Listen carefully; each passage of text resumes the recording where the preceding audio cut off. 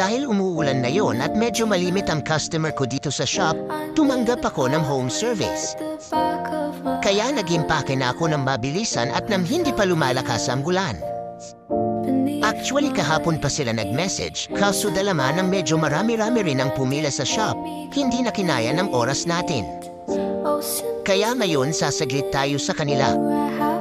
Kaya nag-hire na rin ako ng taga-video nang sa ganun kahit papano may naghahawak ng camera natin, lalo na sa ganito na may lakad tayo. Naka-professional mode yan sa video at picture. Hanggang sa makarating ako sa destinasyon ko. Kaya 89 laps ko na para mabilis kami matapos. Bilang isang barbero mga kakorte, isa ito sa nagpapasaya sa akin ang nag-home service. Hindi lang dahil malaki ang kita, kundi yung tiwala na binibigay ng ating mga kliyente. Yun yung tini-treasure ko talaga. Ako kasi, hindi ako nag-a-after dun sa bayad.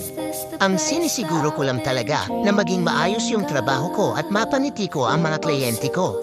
Doon ako masyadong na-attach sa pagbabarber.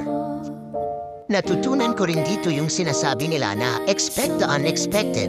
Kung sobra man yan, sakto lang, o kahit kulang, still we have to thank them.